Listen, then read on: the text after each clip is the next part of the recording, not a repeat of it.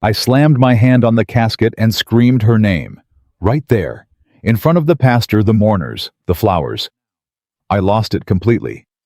Because my phone was ringing, and the name on the screen stopped my heart cold. Jonathan Pierce, CEO. Pierce Global Industries. The most powerful man in Pennsylvania was calling me a 63-year-old maintenance worker on the exact minute we were lowering my wife into the ground. That call didn't just interrupt her funeral. It rewrote everything I thought I knew about the last year of Elizabeth's life. And what he told me, I almost didn't survive hearing it. Drop a comment with your city.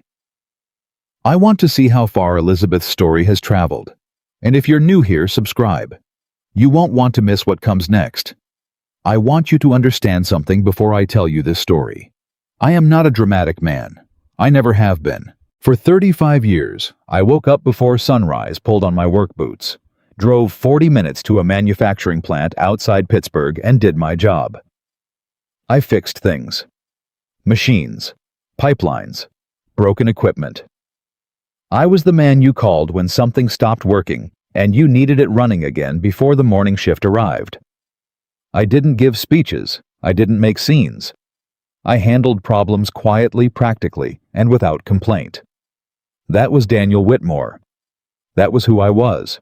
So when I tell you that I broke down in front of 200 people at my wife's funeral, that I slammed my palm against her casket so hard the wood shook, I need you to understand what it took to get me there. I need you to understand what she meant to me. Elizabeth Ann Whitmore, 61 years old when she died. Brown hair that had gone silver at the temples in the last few years, and she wore it that way proudly. She used to say silver hair meant you'd earned something. She had reading glasses. She was constantly losing a laugh that started quiet, and then took over the whole room, and a way of looking at you when you were lying to yourself that made excuses feel physically impossible. We met when I was 24, and she was 23. A church social in a town so small it only had one stoplight. She was wearing a yellow dress and arguing with the pastor about something I couldn't hear, and I remember thinking, whoever that woman is arguing with a pastor and winning, I need to know her name. 3 years later, she became Elizabeth Whitmore. 38 years. That's how long she was my wife. 38 years of arguments about the thermostat. 38 years of her stealing the blanket and denying it every single morning. 38 years of her being the person who knew, without me saying a word, when something was eating at me, and who would sit down across from me with a cup of coffee and just wait until I was ready to talk. I didn't deserve her. I knew that. She knew it too. She teased me about it regularly. Daniel Whitmore. She used to say, "I have no idea what I saw in you." And then she'd smile, and I'd know exactly what she saw. Elizabeth got sick 14 months before she died. Pancreatic cancer. If you know anything about that disease, you know how the sentence ends before it begins. The doctors were honest with us. Clinical but kind, the way good doctors learn to be. They talked about treatment options, about timelines, about quality of life. And underneath every word was the truth none of us said out loud. We had maybe a year. We used every day of it. I took whatever overtime pay I'd saved and we drove down the East Coast in September, stopping at every roadside diner in State Park we'd always meant to visit and never had. Elizabeth made me pull over somewhere in coastal Georgia because she wanted to eat gas station boiled peanuts, which she had never tried in her life, and she sat on the hood of our car eating them out of a paper bag and laughing at herself for waiting so long. That's the image I hold on to now. Yellow oak trees. Her silver hair in the wind. That laugh taking over. She kept working as long as she could. Elizabeth had been the personal executive assistant to Jonathan Pierce for nearly 20 years. Pierce Global Industries was, and still is, one of the largest privately held manufacturing conglomerates in Pennsylvania. Jonathan Pierce was the kind of man whose name appeared in newspapers for charitable donations and business deals that reshaped entire regional economies. He was also genuinely one of the most decent men I had ever met. I say that not as flattery. I say it because I watched him. People reveal themselves over 20 years, and Jonathan Pierce revealed himself to be a man who treated the people around him, all of them, not just the ones with power, with respect and fairness. He called Elizabeth his anchor. Daniel, he told me once at a company Christmas party years back, standing by the bar with a glass of sparkling water, because he didn't drink. Your wife is the only person in a building full of yes-men who has ever walked into my office and told me I was wrong. Do you have any idea what that's worth? I told him I did. I'd been married to her for decades. I knew exactly what it was worth. Elizabeth worked part-time through the fall and into early winter, going in on the days her body allowed it, because she said the routine kept her feeling like herself. Jonathan accommodated everything. Flexible hours, car service to and from. No pressure, no questions about when she'd be back or whether she'd be back. In early November, she stopped going in. She died on the morning of November 19th, quietly in the hospital with me holding her left hand and the chaplain reading from the Psalms. Her last words to me, and I have turned them over in my mind every day since, were, "Daniel, promise me something." Anything, I said. Name it. She looked at me with those clear gray eyes that had never once lied to me in 38 years. Don't believe everything people tell you, after I'm gone. Promise me. I thought she was speaking from fear. The way sick people sometimes do near the end, the mind circling back, looking for reassurance for safety. I squeezed her hand. I promise, I said. She closed her eyes. I had no idea she was giving me a warning. The funeral was held 6 days later. My daughter Emily organized most of it. She was 34, living about 20 minutes away in a house she shared with her husband, Ryan Carter.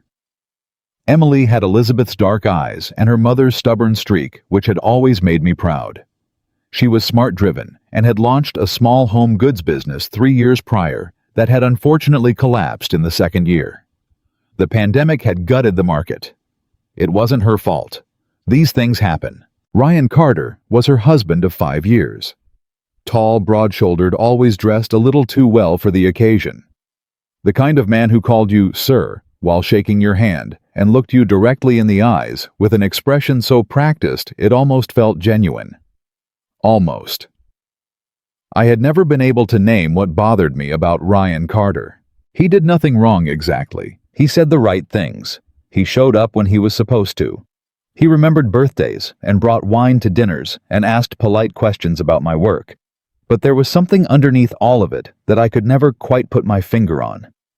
A calculation behind the manners. Like every kind gesture was a ledger entry. Elizabeth never said anything directly.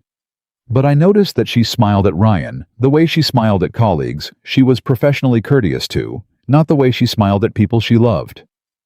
I filed it away, didn't pursue it. We all have people in our lives we tolerate for the sake of people we love.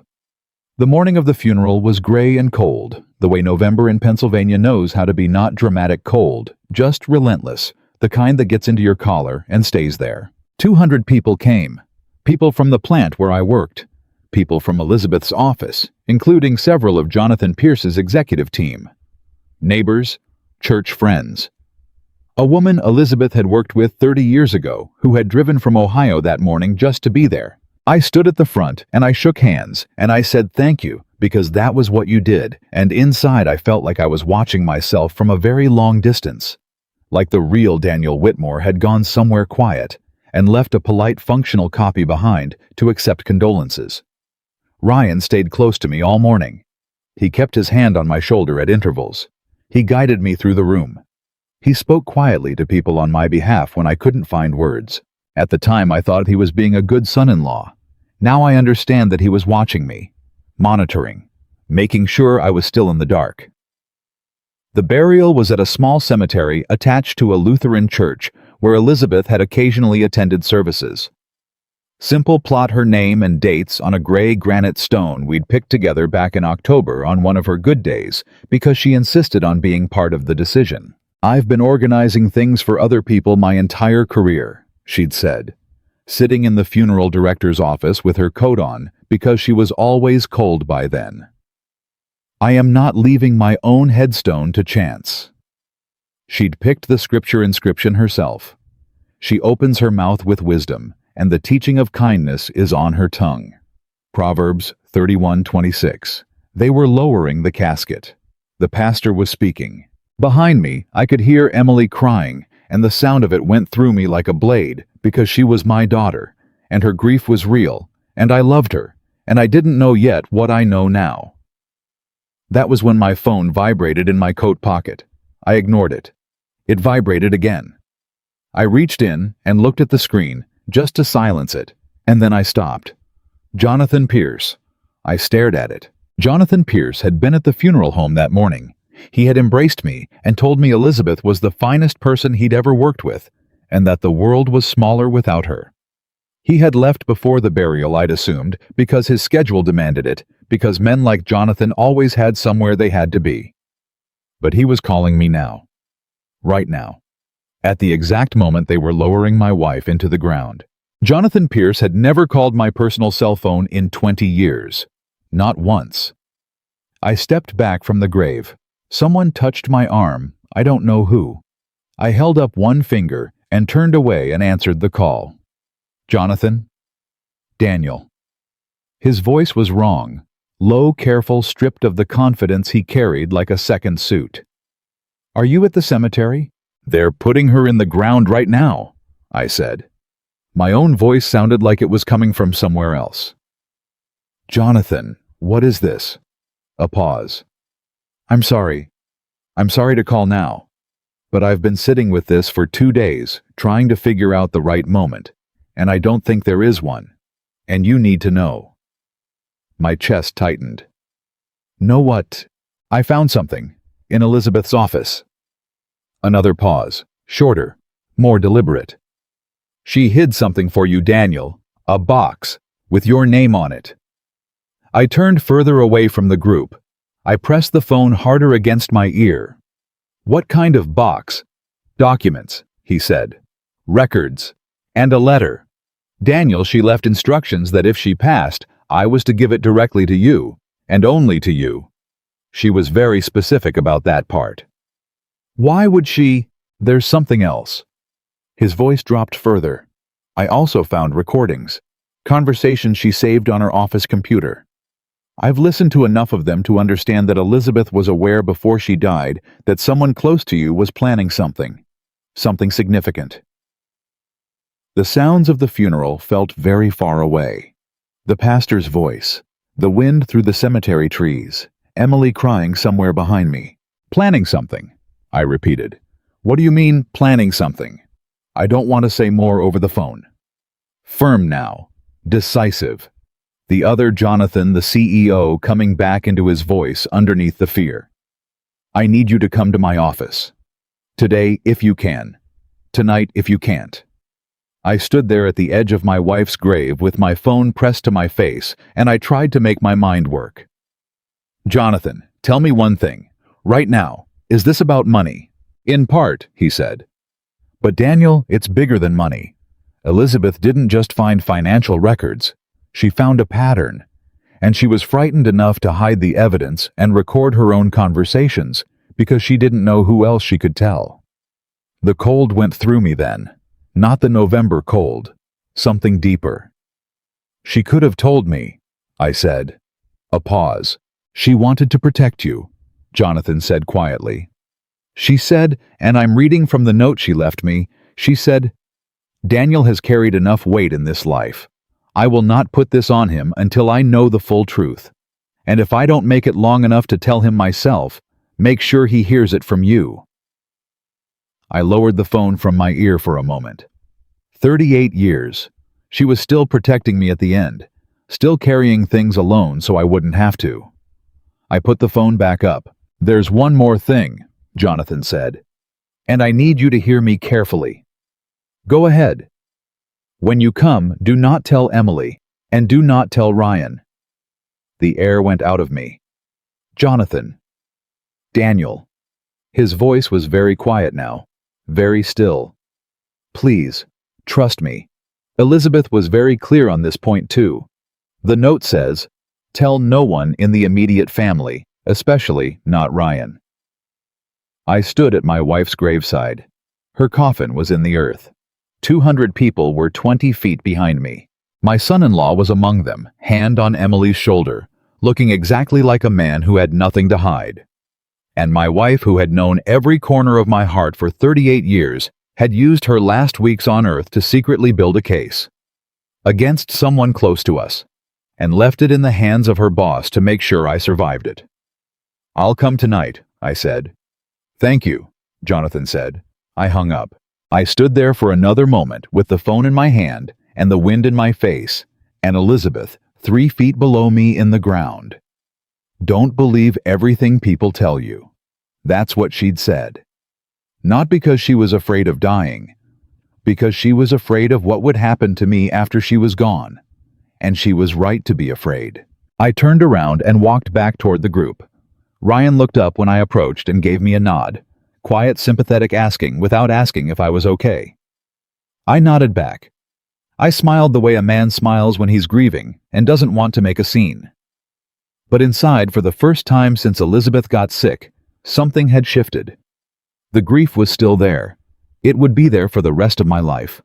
But underneath it now, something else had woken up. Something cold and clear and patient.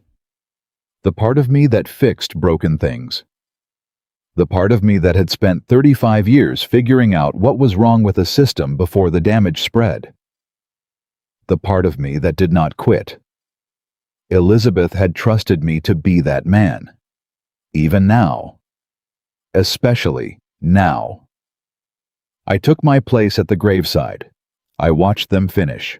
I said goodbye to my wife, and I waited for the night. The box Jonathan Pierce handed me that evening contained 11 documents, 4 handwritten letters, and a single USB drive. It took me 4 hours to understand what Elizabeth had built. And when I finally did, I sat in Jonathan's office at 11 o'clock at night, and I said one sentence. "How long has this been going on?" Jonathan looked at me across the desk. "Based on what she found," he said, "we believe it started the month after her diagnosis. The month after they knew she was dying. Someone had started the clock the moment Elizabeth got sick, and they had used every day of her illness to set the trap."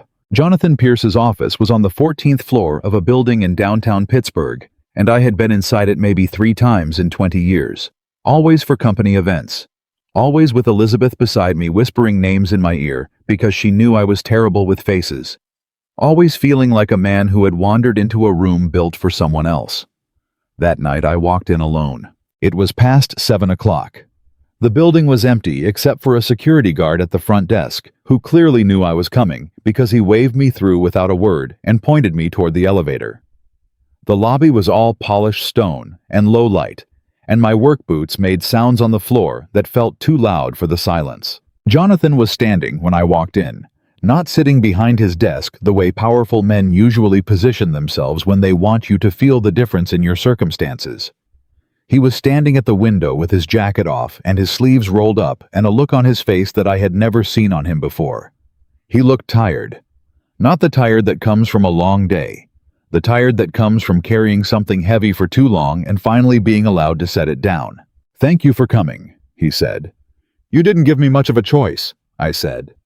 He almost smiled. "No, I suppose I didn't." He gestured toward the chair across from his desk, and I sat, and he sat, and for a moment, neither of us spoke. There was a wooden box on the desk between us. About the size of a shoebox, dark mahogany with a small brass latch. The kind of box you'd keep important papers in, or old photographs, or the things you weren't ready to throw away but couldn't bear to look at every day. On the top, in Elizabeth's handwriting, in blue ink, in the careful block letters she used when she wanted something to be absolutely legible for Daniel. "Only open if I am gone." I stared at it for a long time. "She brought it to me 6 weeks ago," Jonathan said. "She asked me to keep it in my personal safe. She said if she recovered, she'd come back for it and handle things herself. And if she didn't..." He stopped, cleared his throat. "She made me promise to put it directly in your hands. Not Emily. Not Ryan. Not a lawyer. You." "Did she tell you what was in it?" "She told me enough." He leaned forward, elbows on the desk, fingers laced together. "Daniel, I want to be honest with you about something before you open that box. The things inside it, they're going to hurt. Not because of what Elizabeth did, because of what she found. And I need you to be prepared for the possibility that what you thought you knew about the last year of your life was not entirely what it appeared to be. I looked at him steadily. Jonathan, my wife died this morning. I buried her 6 hours ago. There is nothing in that box that can hurt me more than today already has. He held my gaze for a moment. Then he nodded slowly and slid the box across the desk toward me. I undid the brass latch. I opened it. The first thing I saw was the letter. White envelope, my name on the front in Elizabeth's handwriting. Sealed. I set it aside. I wasn't ready for that yet. I needed to see the shape of the whole thing before I could read her words, and I started going through the rest. There were documents. 11 of them printed and neatly ordered with paper clips dividing them into sections. Financial records. Account statements. A copy of our retirement account summary from 14 months ago, right before Elizabeth's diagnosis, and then another copy from 3 months ago.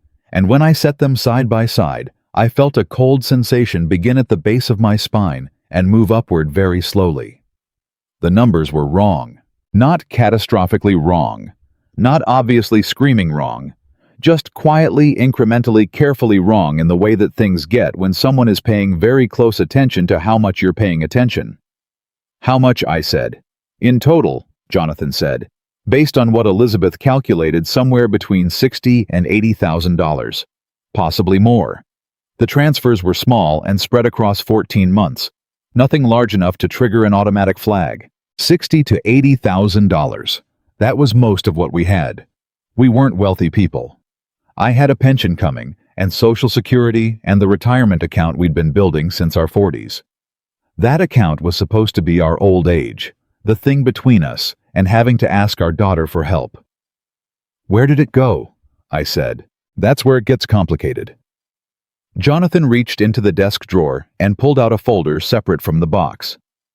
Elizabeth tracked 3 of the transfers to an LLC registered in Delaware, shell company. Very standard setup for someone who knows how to hide money and doesn't want to pay a professional to do it for them. Who registered the LLC? Jonathan opened the folder and turned it around so I could read it. The registered agent was a name I didn't recognize, but the contact address listed for the company's correspondence was a post office box in a suburb 20 minutes from my house. 20 minutes from my house. The suburb where Emily and Ryan lived. I set the paper down on the desk very carefully, the way you set something down when your hands are not entirely steady and you don't want anyone to see them shake. Jonathan, I said, how long have you known? I suspected something the week after Elizabeth came to me with the box, he said. I had my financial team do a quiet review of the documents she provided. It took them about 10 days to confirm the pattern. He paused. I am deeply sorry I didn't come to you sooner.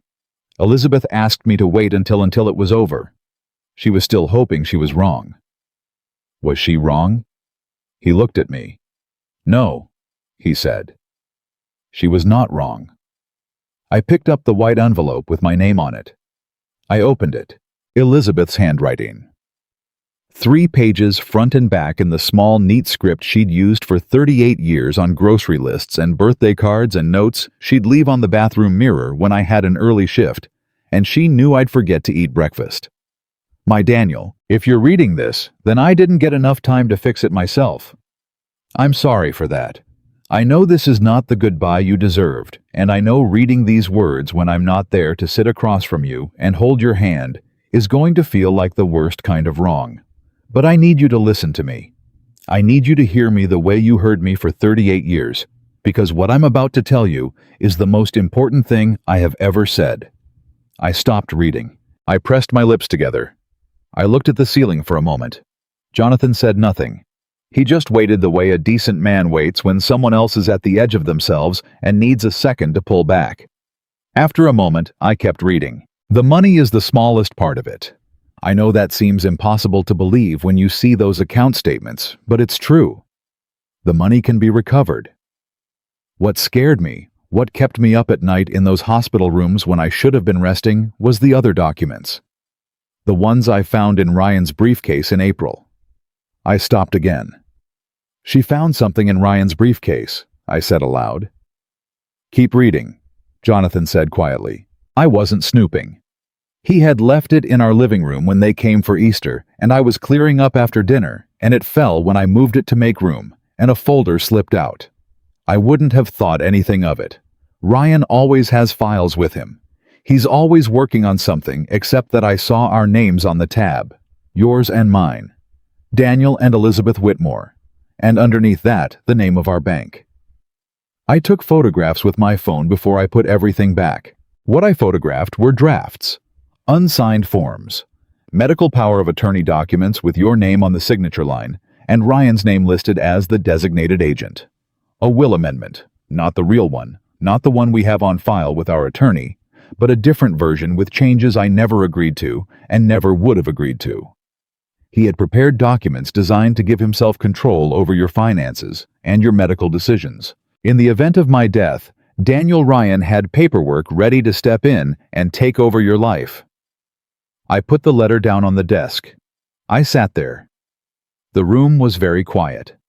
My mouth was dry. My hands were flat on the desk on either side of the letter.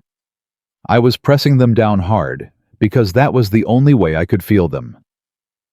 He had documents ready, I said, before she died. Yes, Jonathan said. He was preparing, while she was sick. He was preparing to... Yes. The word came out of me then that I hadn't said in 30 years, not since I was a young man with a shorter fuse and less reason to control it. I said it quietly into the surface of the desk, and Jonathan heard it and said nothing, because he understood. Then I picked the letter back up. I don't know yet how much Emily knows. That is the question that breaks my heart. Because your daughter loves you. I believe that with everything I have.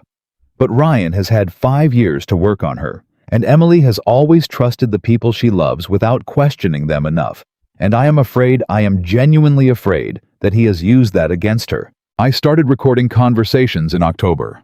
I used my office computer because Ryan would never have access to it, and because Jonathan, God bless him, and I hope you'll let him help you, has the best security team in the state. Those recordings are on the USB drive in the box. Please listen to them. And Daniel, whatever you discover, please remember that I love you. Not because you were perfect. Not because our life was perfect. But because for 38 years, you were the truest, most decent man I knew, and whatever happens after I'm gone, that truth is yours. You fix things for a living. Fix this one. All my love forever. Elizabeth. I folded the letter. I put it back in the envelope. I put the envelope in my coat pocket against my chest. The USB drive, I said. My voice was steady. I was proud of that. I needed it to be steady. Can we listen to it now? I've already had my IT team transfer the audio files, Jonathan said. He reached for his laptop. There are 9 recordings, ranging from about 4 minutes to almost 40. Elizabeth labeled them by date. He turned the laptop to face me. I've listened to 5 of them. I'd like you to start with the 3rd one. Why the 3rd? Because, he said carefully, the 3rd one has Ryan's voice in it. I leaned forward. Jonathan pressed play.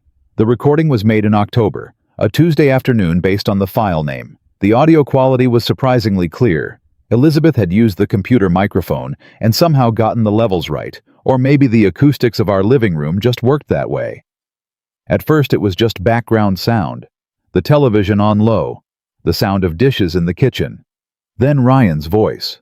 Emily talked to the attorney today. A pause. Emily's voice. He said we have to wait. She has to. It has to be post-mortem before we can challenge anything. That's just how it works. Ryan again. That's what I told you. That's what I've been saying for 3 months. Patience. Emily. I hate this. She's right there, Ryan. She's my mother. And she's right there, and we're sitting here talking about... Ryan. We're talking about securing your future. Your father's future. Don't make it into something it isn't. Emily's voice got quieter. You really think Dad won't fight it? Ryan. Your dad is a good man. He trusts people. That's always been his weakness. A pause. Then Ryan again lower. Once she's gone, he's going to need someone to help him manage things. He won't know where to start. We just make sure we're that someone." The recording ended. The silence in Jonathan's office was absolute. I was aware of my own breathing, aware of the weight of my coat, aware of Elizabeth's letter in my pocket pressed against my ribs. "How long?" I said. "How long were they planning this?" "The earliest document we can trace," Jonathan said, "is from the week your wife received her diagnosis. 14 months ago. 14 months. They had started before Elizabeth lost her hair, before the first round of treatment, before she came home from the hospital that first night and sat across from me at the kitchen table and told me the news with the same quiet steadiness she brought to everything, because she knew if she stayed calm, it would help me stay calm. Before any of that. Ryan had seen the diagnosis and started planning. I thought about Easter Sunday. Ryan's briefcase on our living room floor. Elizabeth quietly photographing documents while the rest of us were in the kitchen. She had been doing that alone. She had been carrying that alone, while she was sick, while she was in treatment, while I sat next to her in doctors' offices thinking the only enemy in the room was the disease. She was protecting me, I said. Yes, Jonathan said. She knew I would lose my mind. She knew if she told me I'd confront Ryan directly, and she knew I'd burn the whole thing down before she had a chance to build the case. She told me as much, Jonathan said. She said, and I'm quoting here because I wrote it down. She said, "Daniel is the most honest man I know, which means he is genuinely terrible at this kind of thing. He needs to know the whole truth before he knows any of it." I almost laughed. It was the most Elizabeth thing she had ever said about me. And she had said it without me in the room in the last weeks of her life, and she was absolutely right. "Okay," I said. I straightened in the chair. I put both hands flat on the desk. "Okay, what do we do?" Jonathan looked at me for a moment. Then something changed in his expression, a kind of relief, like he'd been waiting to see which version of me walked in tonight, and this was the one he'd been hoping for. "I have a name," he said. "A former financial crimes investigator. His name is Marcus Reed. He's been doing private work for the last 4 years. I've used him twice, once for corporate espionage, and once for a situation involving a board member I won't get into." He paused. "He's the best I've ever worked with. He's discreet, he's thorough, and he doesn't stop until he has something airtight." "Call him," I said. "I already did," Jonathan said. "He can meet us Thursday morning." I nodded. Then I picked up the folder with the LLC registration, and I looked at it again. The address. The suburb. The neat, clean, anonymous post office box that Ryan had rented, so that the money from my retirement account would have somewhere to go when it disappeared. "Jonathan," I said, "there's something I need to ask you." "Anything." "Ryan was at the funeral today. He had his hand on my shoulder most of the morning." I set the folder down. "Does he have any reason to think that you have this box, that you've contacted me? Does he know anything?" Jonathan shook his head slowly. Elizabeth was very careful. She told no one except me. The box came in inside a bag from a restaurant she'd ordered lunch from. She didn't want anyone in the office to see her carrying something in. She told me on a day when my assistant was out sick, and she let herself in using her own key. He paused. "Ryan doesn't know this office exists as far as this situation is concerned." "Good," I said. "Daniel, what are you thinking?" I thought about it for a moment, about the hand on my shoulder at the funeral, about the sympathetic nod at the graveside, about Ryan saying to Emily 4 months ago in our living room with the television on, "Your dad is a good man. He trusts people. That's always been his weakness." "I'm thinking," I said slowly, "that the best thing I can do right now is let him keep believing that." Jonathan looked at me. "I'm thinking," I said, "that for the next however many weeks this takes, I go home. I grieve. I let him think I'm exactly what he expects me to be, lost, overwhelmed, in no condition to manage my own affairs." I looked at Jonathan. A man who trusts people too much. Jonathan was quiet for a moment. Then he said, "She told me you'd say something like that." "Did she?" she said. He stopped, looked down at the desk. When he looked back up, his eyes were slightly brighter than they had been. He blinked once. When Daniel understands the whole truth, he won't fall apart. He'll get quiet. And when Daniel gets quiet, that means he's already figured out what needs to be done. The room was silent. I stood up. I picked up the wooden box and held it under my arm. "I'll see you Thursday," I said. "For the meeting with Reed. Thursday morning, 8 o'clock, Jonathan said. "I'll text you the address." I walked toward the door. Then I stopped. "Jonathan." I turned. "She talked about me, at work." "All the time," he said quietly. "What did she say?" He smiled, not the professional smile, the real one, the kind that takes a moment to form because it's coming from somewhere genuine. "She said you didn't have much, but you had everything that matters. She said every time she was having a bad day, she thought about the fact that you were going to be home when she got there, and it made everything manageable." I stood in the doorway for a moment, with my wife's box under my arm, and the cold November night on the other side of the glass, and I let that settle into me, the way water settles into dry ground after a long drought. Slow, deep, all the way down. "Thank you," I said. "Go home," Jonathan said. "Get some sleep if you can. And Daniel—" He paused. "She picked the right man." I went home. I didn't sleep. I sat at the kitchen table with the box in front of me and the letter against my chest, and I went through every document one more time slowly in the quiet that my wife used to fill just by being present in the room. I thought about a Tuesday evening in October when Elizabeth was supposedly resting and Ryan was supposedly helping, and the television was on in the living room, and somewhere underneath the ordinary sounds of an ordinary evening, my wife was secretly recording the conversation that would protect me after she was gone. I thought about 14 months. I thought about Ryan's hand on my shoulder at the graveside. I thought about what he had said. "Your dad is a good man. He trusts people. That's always been his weakness." And I thought not anymore. 3 days later, I sat across from Marcus Reed in a conference room in downtown Pittsburgh, and I slid the folder across the table, and I said very simply, "Tell me how to build a case." Marcus Reed was a compact, gray-haired man in his mid-50s, with the kind of stillness about him that I recognized immediately, the stillness of someone who spent a career listening for what people weren't saying. He picked up the folder. He looked through it. He didn't speak for 4 minutes. When he put it down, he looked at me and said, "How much access do you have to your own accounts right now?" "Full access," I said. "Ryan hasn't moved on the POA documents yet. He's waiting." Waiting for what? For the grief to set in completely, for me to start asking for help.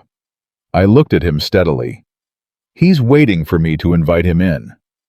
Marcus Reed looked at me for a long moment. Then he said, "Then that's exactly what we're going to let you do." Marcus Reed gave me 3 rules before we started. The first rule was simple. Say nothing.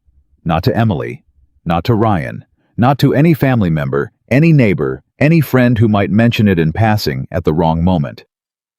The circle of people who knew what we were doing had to stay exactly the size it was, me, Jonathan, Marcus, and the 2 members of Marcus's team who would handle the financial forensics. That was it. Every additional person was a potential leak, and a leak at this stage wouldn't just damage the case. It would end it. The second rule was, harder act normal. Go through the motions of grief in a way that felt real enough to watch but didn't isolate me from the people I was watching. Accept their calls. Answer their texts. Let them bring food to the house, which they would, because that is what people do, and refuse none of it. Be the man they expected to see broken quiet, grateful for their help. Let Ryan feel like the room was his. The third rule was the hardest of all. Don't react, Marcus said across the conference table, to anything you discover. Not in the moment, not with any of them present. Whatever you find out over the next few weeks, you sit on it. You bring it to me. And we decide together what to do with it. Are you clear on that? I'm clear, I said. I mean it, Daniel. I have worked elder financial abuse cases for 20 years. The single most common way they fall apart is that the victim confronts the perpetrator too early. The confrontation feels necessary and right in the moment, and it destroys the case every single time. I understand, I said. Marcus looked at me with those flat, patient eyes that had spent decades listening to people say they understood things they didn't fully understand yet. I hope so, he said. Because what I'm about to ask you to do is going to test you in ways that grieve you differently than losing Elizabeth did. You're going to be sitting across from people who hurt your family, and you're going to smile at them. And it is going to cost you something every single time. I looked back at him. Marcus, I said, my wife spent the last 14 months of her life sick and in treatment, and still managed to secretly build a legal case against the man who was stealing from us while she was dying. If she could do that, I can do this. A pause. Yeah, he said quietly. She was something. She was everything, I said. Now tell me what you need from me. It was a Thursday morning, 5 days after the funeral. Outside it was gray and cold and Pittsburgh in November, which means the sky looks like it's given up on you personally. Inside that conference room, with Marcus Reed's files spread out on the table between us, and Jonathan Pierce, sitting to my left with his sleeves rolled up and a legal pad in front of him. I felt something I hadn't expected to feel. I felt clear. Not okay. Not healed. Not even close to either of those things. But clear. Like a lens that had been fogged for a long time had suddenly been wiped. Marcus began laying out what his team had found in the 72 hours since Jonathan first contacted him. The LLC registered in Delaware Carter Holdings LLC, which I noted with a grim sort of appreciation for the audacity of using his own name, had received 4 wire transfers from our retirement account over a 14-month period. The transfers had been initiated using online banking credentials and approved with a secondary code sent to a phone number that was not mine. He changed the secondary authentication number, I said. He changed it 11 months ago, Marcus said. About 2 weeks after your wife's first hospitalization. You were likely distracted during that period. I was. I had been at the hospital 4 nights out of 7 for 3 weeks straight during Elizabeth's first treatment cycle. I had barely looked at a bank statement.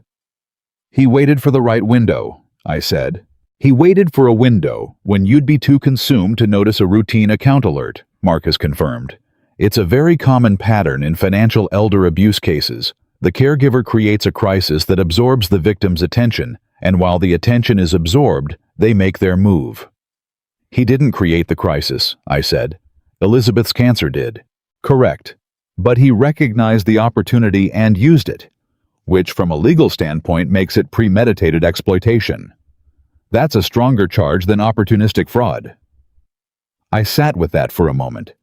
Premeditated. He had looked at my wife's diagnosis and seen a window opening and walked through it. What else? I said. Marcus turned to the next page in his folder. The power of attorney documents your wife photographed from Ryan's briefcase. We had them analyzed by a forensic document examiner. The signatures on the draft versions are traced from your wife's actual signature on legitimate documents. She had signed insurance forms, medical consent forms, various routine documents that Ryan apparently had access to. He used those as templates. He was going to forge her signature, I said. To get the POA documentation processed, yes. He needed Elizabeth's signature authorizing the transfer of your financial decision-making authority to him, and his plan was to produce a document that appeared signed by her. Jonathan, who had been quiet, said, he would have filed it after she died, claiming she signed it before her death. In your grief dealing with the estate managing the funeral arrangements, it's possible you would have processed a great deal of paperwork without scrutinizing every page carefully. That landed somewhere specific in my chest, because it was true. In the 3 days between Elizabeth's death and the funeral, I had signed 14 things. I knew I had signed 14 things because Emily had brought them to me one at a time with helpful explanations and a pen. And I had signed them the way you do when you're functioning on 2 hours of sleep and the sediment of grief is coating every surface of your mind. I had not read a single one carefully. What did I sign? I said. Marcus shook his head. Nothing harmful. My team went through everything. Emily brought you legitimate documents, death certificate orders, funeral home authorizations, notification forms. She either didn't know about the fraudulent POA at that stage, or she was waiting for Ryan's direction. He paused. We don't yet know exactly how much Emily knows. That's one of the things we need to establish. That question had been living in my chest since I first read Elizabeth's letter.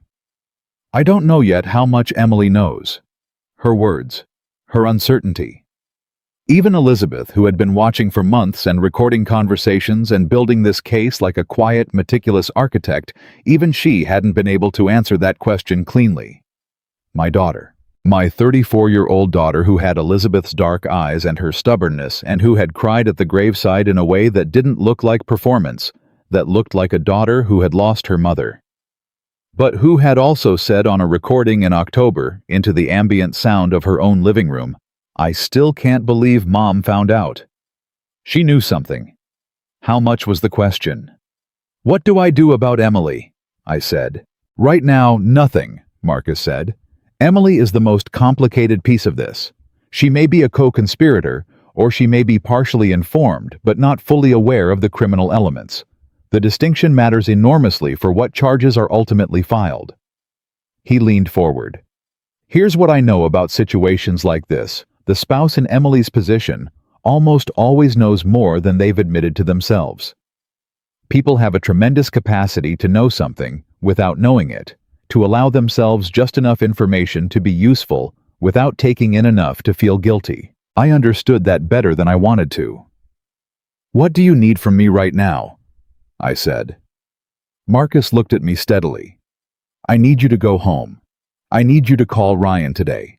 I need you to tell him you're struggling, that you're overwhelmed with the financial paperwork, and that you'd appreciate his help. The silence that followed was short and complete. You want me to invite him in? I said. I want you to make him believe he's in control, Marcus said.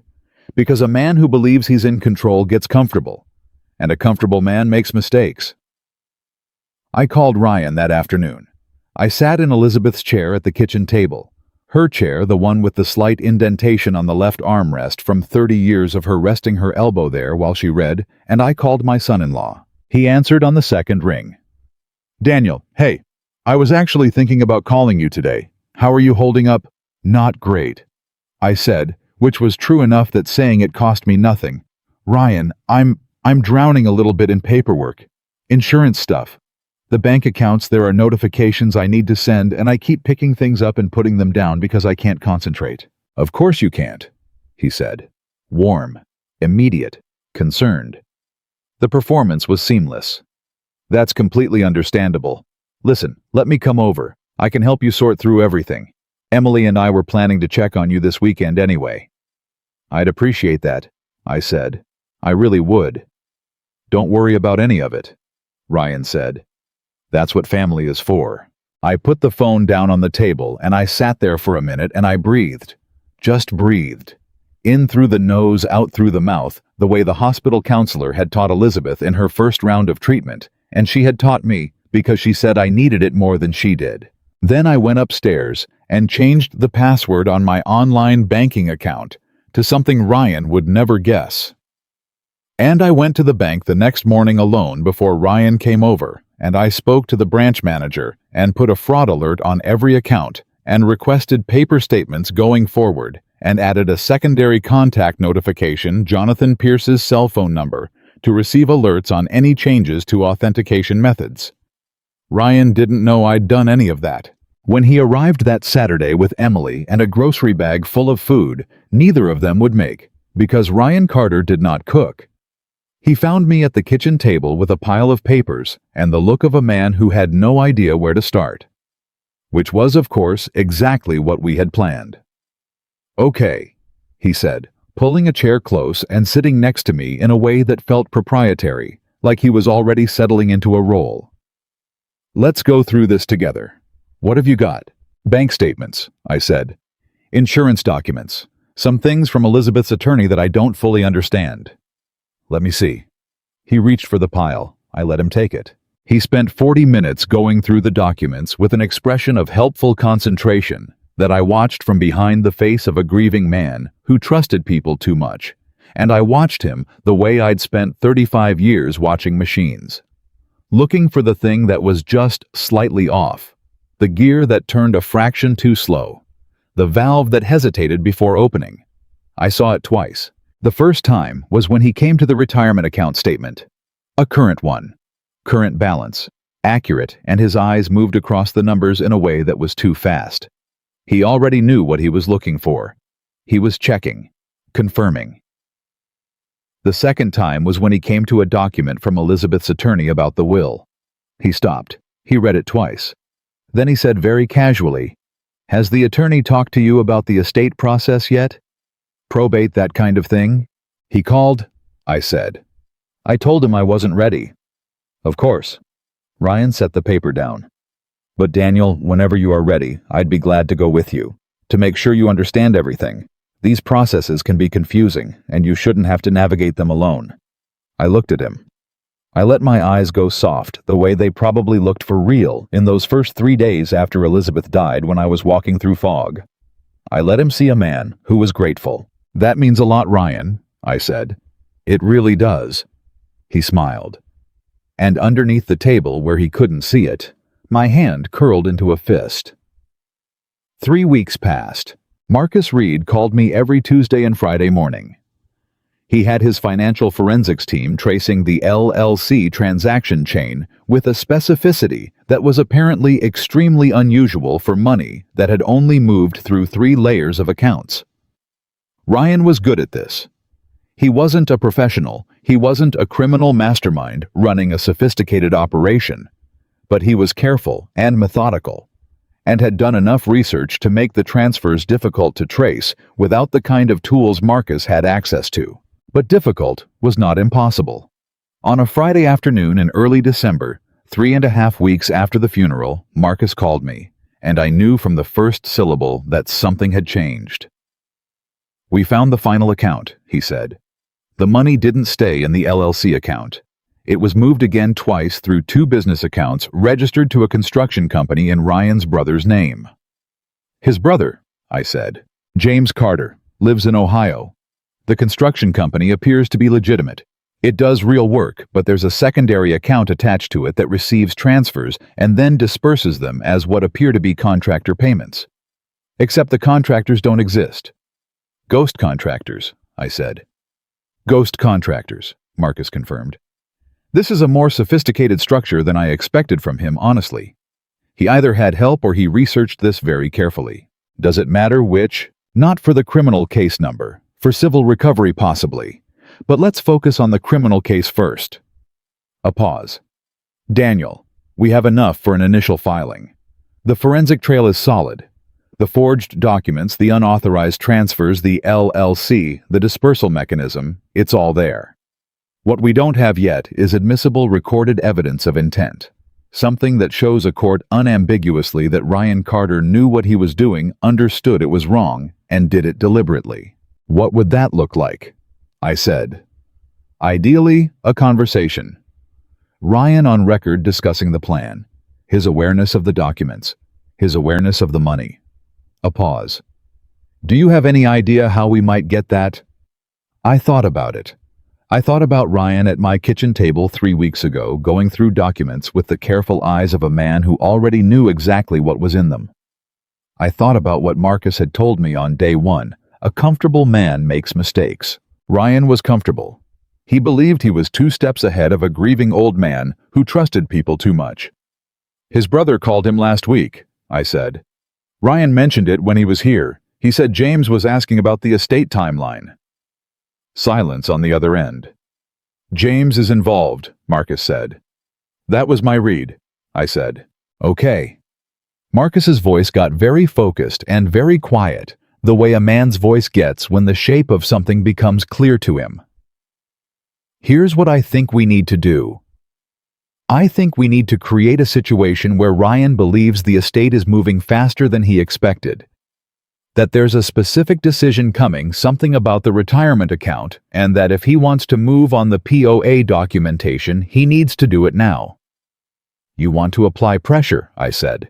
"Controlled pressure, We create the urgency. He responds to it, and if he's going to bring his brother in or discuss what they've been doing or make any move on the forged documents, he'll do it when he thinks the clock is running.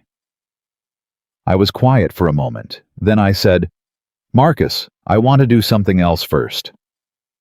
"What's that?" "I want to talk to Emily, alone, without Ryan, before we accelerate anything." A long pause. "Daniel, I know what you said. I know it's a risk, but Elizabeth wasn't sure how much Emily knew. And if there's any chance at all that my daughter is in over her head and doesn't fully understand what Ryan has done, I am not going to let her find out for the first time in a courtroom." My voice was steady, but something underneath it was not. "Elizabeth would not want that." Marcus didn't speak for a moment. "You get one conversation," he said finally. "Carefully. No accusations. No specific details about the investigation. You're just a father who's worried about his daughter. Are you capable of doing that?" "I raised her," I said. "I know how to talk to her." The opportunity came on a Wednesday afternoon. Ryan called in the morning to say he had a client meeting in Philadelphia and would be gone until Thursday. Emily called an hour later to ask if she could bring lunch. I said yes. She arrived at noon with sandwiches from a deli we'd been going to since she was 12, and she sat across from me at the kitchen table in her mother's chair without realizing what she'd done. And for a moment, I couldn't speak because of the way she looked sitting there. Elizabeth's eyes, Elizabeth's way of holding a coffee cup with both hands, Elizabeth's habit of tucking her hair behind her left ear when she was thinking. She was my daughter. She was also somehow the most painful person to look at right now. "You seem different," Emily said after we'd been eating for a few minutes. "I don't mean bad different, just clearer than last week." "Grief does strange things," I said. "Some days I can barely get off the couch. Other days I feel like I can see everything too clearly." She nodded. She looked down at her sandwich. "Emily," I said, "can I ask you something?" She looked up. "How are you and Ryan doing?" A small pause. Too small to be suspicious on its own. But I knew my daughter and I saw her consciously settle something before she answered the way you settle your weight before picking up something heavy. "We're fine," she said. "This has been hard on us too. We were both close to Mom." "I know," I said. "I know you were." I let a moment pass. "Emily, has Ryan seemed stressed lately about finances? About anything?" The pause this time was longer. "Why do you ask?" "I just notice things," I said. Gentle, open. A father, not an interrogator. "He's been very attentive lately, coming over helping with paperwork, asking about the estate. I want to make sure that's not putting pressure on your household." Emily looked at me. Something moved behind her eyes. Something complicated and fast that she shut down before it reached her expression. "He just wants to help," she said. "I know he does," I said. She picked up her sandwich. She took a bite. She chewed slowly. And I watched her the way I'd been watching Ryan, looking for the gear that turned a fraction too slow. "Dad," she said, and then stopped. "Yeah." She looked at me. Really looked at me. The way Elizabeth used to look at me when she was deciding whether this was the moment to say the thing she'd been carrying. "Are you okay?" she said. "I mean really okay. Not just are you managing, are you getting through the days? Are you okay?" "I'm getting there," I said. "Are you?" A longer silence this time. "I'm trying," she said, very quietly. And something in the way she said it, the small fracture in it, the weight underneath, told me more than anything she'd said since she walked through the door. She wasn't asking me if I was okay out of obligation. She was asking because she needed someone to ask her back. She was carrying something, and it was heavier than grief. I didn't push. Marcus had been clear. One conversation, no accusations, no specifics. So I let it sit, and we ate our sandwiches, and we talked about nothing for a while. A neighbor's new dog, a show. Emily had been watching a memory of Elizabeth that made us both laugh and then go quiet. But when Emily left that afternoon, she hugged me for a long time at the door. Longer than she needed to. Longer than the occasion required. And she said into my shoulder, "I love you, Dad." "I love you too," I said. She pulled back and looked at me for just a moment. Then she walked to her car without looking back. I closed the door and stood in the hallway, and I thought about what Elizabeth had written. "Your daughter loves you. I believe that with everything I have, but Ryan has had 5 years to work on her. She wasn't wrong. She was never wrong." That evening, Marcus called again. "Something happened today," he said. "What?" "Ryan's brother made a withdrawal from the secondary account. $22,000. Cash." I went very still. "When?" "This afternoon, about 2:30. Emily had left my house at 1:45. Ryan was supposedly in Philadelphia. "He's moving money," I said. "He's moving money," Marcus confirmed. His voice was controlled, but tight underneath the way it got when the timeline was compressing faster than expected. "Daniel, I think someone told him something, or he felt something shift. Either way, he's accelerating." I thought about Emily at my kitchen table. That long look before she answered my question about Ryan. The weight she was carrying. The hug at the door that lasted too long. "It wasn't Emily," I said. "She didn't tell him anything." "You sound certain." "I am," I said. "Then what spooked him?" I thought about it. Then I realized. "Me," I said. "I came into the bank 2 weeks ago. Put a fraud alert on the accounts, changed the authentication contact. If Ryan tried to log in or make a change and got a flag, he'd know someone was onto him," Marcus said. "Or at minimum, he'd feel the ground shift," I said. "Even if he didn't know exactly what happened." "Okay." Marcus was quiet for 2 seconds. "We accelerate. I'm going to contact the Financial Crimes Unit of the DA's office tomorrow morning. We have enough for a formal filing, but I want one more thing first." "The recorded conversation." "The recorded conversation," he confirmed. "Daniel, is there any way to get Ryan in a room in the next 48 to 72 hours? A situation where he might talk?" I thought about it. I thought about Ryan at my kitchen table, going through papers with careful eyes and helpful hands. I thought about what he had said to Emily in October in their living room with the television on. "Once Daniel signs the final papers, everything belongs to us." He needed me to sign something. That was his final step. Whatever documents he'd forged, whatever structure he'd built at some point, he needed my signature on something to legitimize the transfer. And right now, with money moving and the ground shifting underneath him, he was going to want to get that signature as fast as possible. "I'll call him tonight," I said. "I'll tell him I've been going through the estate papers and there are some things I need help understanding, that I want to sit down with him tomorrow." "And in the house," Marcus said, "there will be whatever you need," I said. "Tell me where to put it." I hung up. I sat in the kitchen. I looked at the empty chair across from me, and I said very quietly into the silence that Elizabeth used to fill just by being in it, "I'm not done yet." The next morning, Marcus Reed sent 2 men to my house. They were there for 45 minutes. When they left, there were 3 small recording devices placed in positions that a man going through someone else's kitchen drawers would never find. I called Ryan. "I've been going through everything," I told him, "and I found some documents I need to have explained to me. Can you come over tomorrow afternoon?" "Of course," he said. And I could hear it underneath the warmth, underneath the concern, underneath the perfect performance. I could hear the relief of a man who had been waiting for exactly this. "Thank you, Ryan," I said. "That's what family is for," he said. I hung up. And I thought about Elizabeth in October, recording conversations on her office computer while she was sick and frightened and running out of time. She had built the foundation. Now I was going to finish the house. Ryan arrived at 2 in the afternoon. I heard his car in the driveway before I saw him, that specific sound of tires on gravel that I had heard dozens of times over 5 years of Sunday dinners and holiday visits, and the kind of casual family drop-ins that seem so ordinary when they're happening, and so sinister when you understand what was underneath them all along. I was at the kitchen table when he knocked. Documents spread out in front of me. Coffee cup, reading glasses on. The complete picture of a 63-year-old man who was overwhelmed and needed help. He let himself in through the side door, the way family does. "Daniel," he called from the hallway.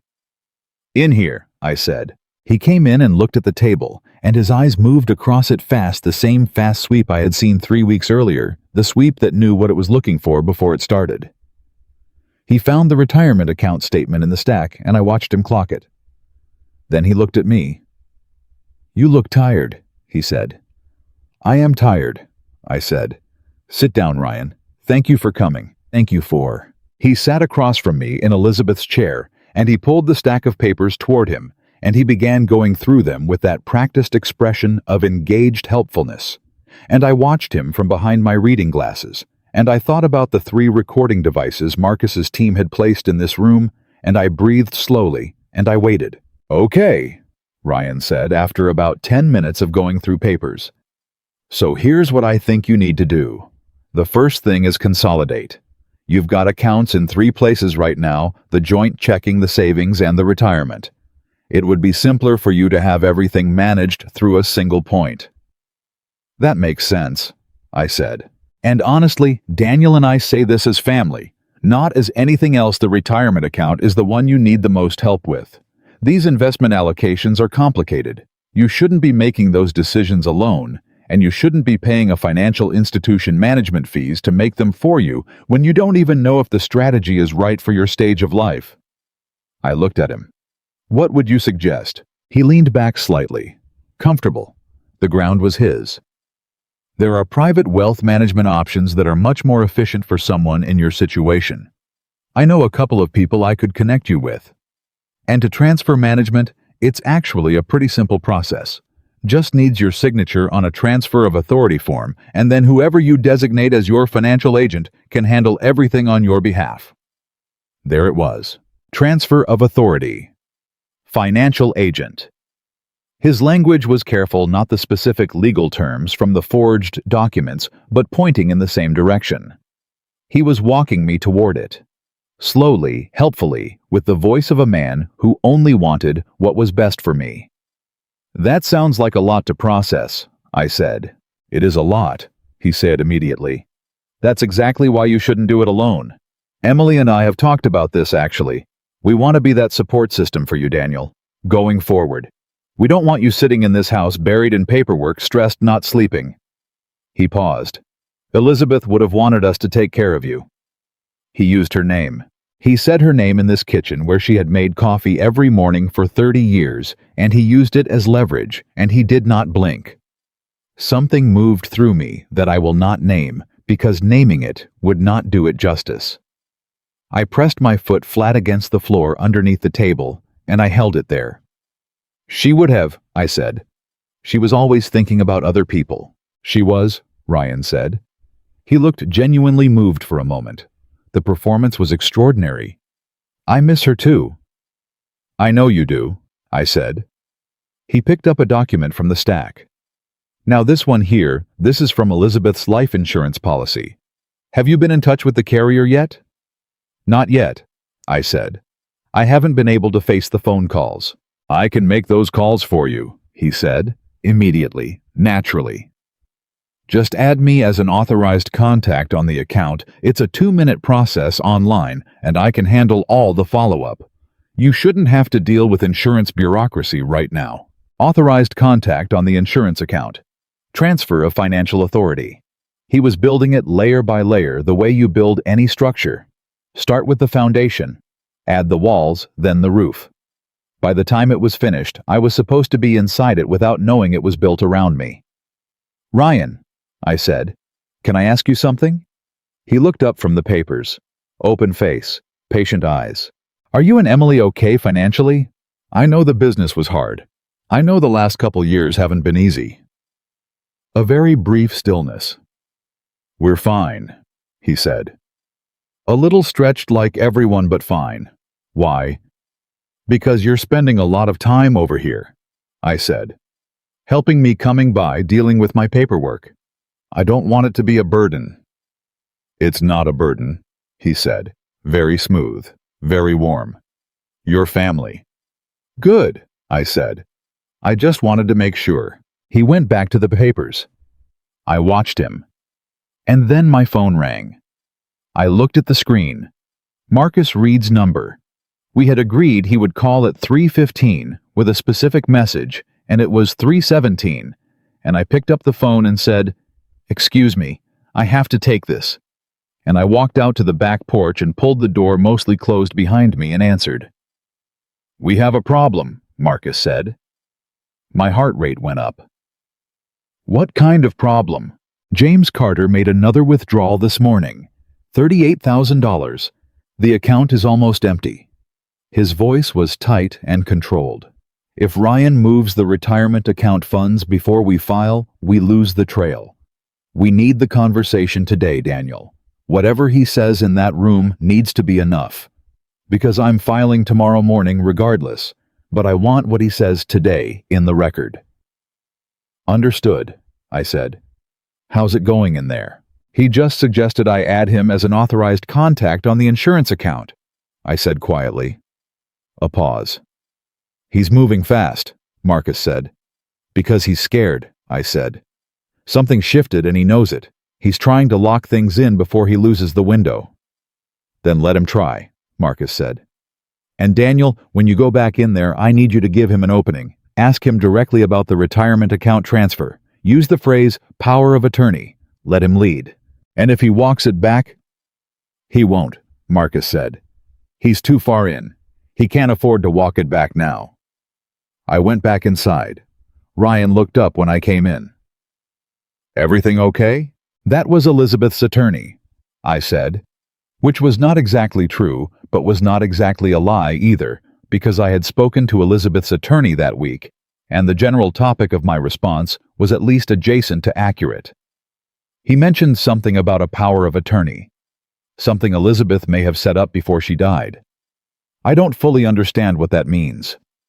Ryan set down the papers he was holding, very slowly. What did he say exactly? He said. Something about an authorization document. He said there might be one on file that I should be aware of. I looked at Ryan with the expression of a man who needed things explained to him. What is a power of attorney exactly, in terms of our financial accounts? Ryan's left hand on the table moved 3 inches toward the papers, and then stopped. It's a document, he said carefully, that authorizes a designated person to make financial and sometimes medical decisions on someone's behalf. If Elizabeth set one up, it would have specified who she trusted to manage those decisions for you. Could she have designated someone without telling me? A pause that lasted 2 seconds too long. It's possible, he said. If she felt she was protecting you from having to deal with complex decisions during a hard time, who would she have designated, do you think? He looked at me, and for the first time since he had walked through the door 2 hours ago, the performance cracked. Not completely, not visibly enough that a stranger would have seen it. But I knew this man's face from 5 years of Sunday dinners, and I saw the crack, a tightening around the eyes, a recalibration happening behind them. Probably Emily, he said. Or both of us, as a couple. Both of you, I repeated. It would make sense, he said. For continuity. So that if you ever needed support, there would always be someone authorized to help you quickly. Ryan. I kept my voice level and confused, and a little bit lost. If that document existed, would it give you access to the retirement account? He looked at me for a long moment, and then he made the mistake that Marcus had said a comfortable man eventually makes. He told me the truth, not all of it, but enough. If the document was structured that way, he said slowly, as if choosing each word from a menu and being very careful about which ones he picked, then yes, the designated agent would have access to manage those funds, on your behalf, to protect your financial future. He paused. That's not a bad thing, Daniel. That's a safeguard. A safeguard, I said. For your protection, he said. Elizabeth would have wanted that. He used her name again. I looked down at the table. I pressed my hands flat against the surface, and then I looked back up at my son-in-law and I said, Ryan, I need to tell you something. Something changed in his face. Just slightly. What's that? He said. I went to the bank 3 weeks ago, I said. I put a fraud alert on all of my accounts. I changed the authentication contact number. I added a secondary notification to a person I trust. I watched his face. I also had a conversation with a financial crimes investigator named Marcus Reed, who has spent the last 3 weeks tracing every transfer out of my retirement account for the last 14 months. The silence that followed was so complete that I could hear the hum of the refrigerator. Ryan did not move. He did not speak. He looked at me the way a man looks at the ground when it opens underneath him. Not panic, not yet, but the pure physical shock of free fall. "I know about Carter Holdings, LLC," I said. "I know about your brother James and the construction company accounts. I know about the forged signature templates. I know about the draft power of attorney documents you had prepared the week after Elizabeth's diagnosis." He found his voice. "Daniel, I'm not finished," I said. Quiet, even. The way I talked when a machine had broken down, and I needed the room to hear exactly what I was saying. "I know you withdrew $62,000 from my retirement account over 14 months. I know you moved it through 2 shell structures to make it harder to trace. I know you were planning to file fraudulent documentation after Elizabeth died to take control of my financial and medical decision-making." "That is not," he started and stopped. "I also know," I said, "that my wife found out. I know she photographed your briefcase in April and spent the last months of her life building a case against you while she was dying. And I know that she was afraid to tell me, not because she didn't trust me, but because she loved me enough to want the whole truth in place before she let me see any of it." Ryan's hands were flat on the table now, mirroring mine. His face had gone through 3 expressions in 30 seconds and was settling into something I had not seen on him before. Not the warmth, not the helpfulness, not the performance.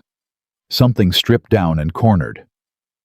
"You don't understand what was happening," he said. "You don't have the full picture."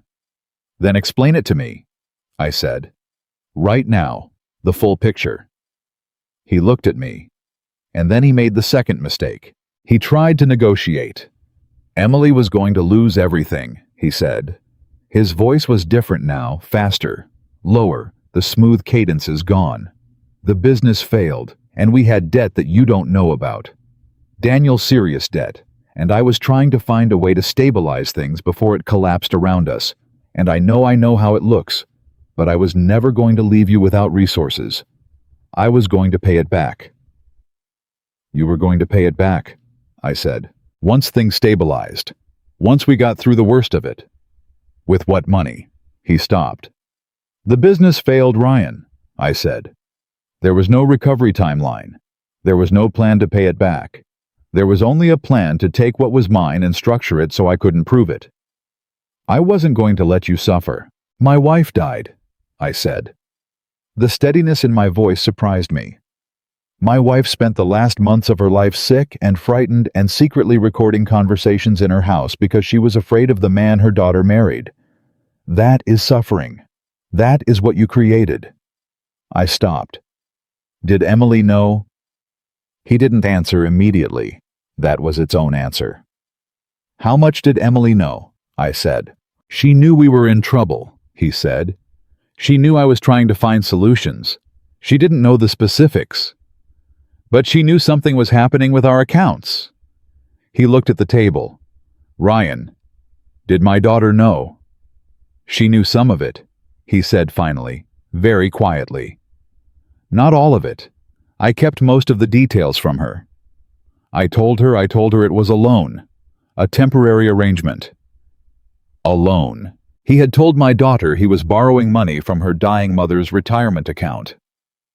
I thought about Emily at the kitchen table on Wednesday, the weight she was carrying, the hug that lasted too long.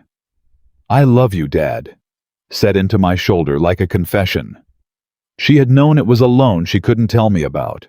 She had known there was something wrong, and she had sat across from me with her mother's eyes and her mother's coffee cup and said we're fine when I asked if they were okay. "I need you to leave my house now," I said. Ryan looked up.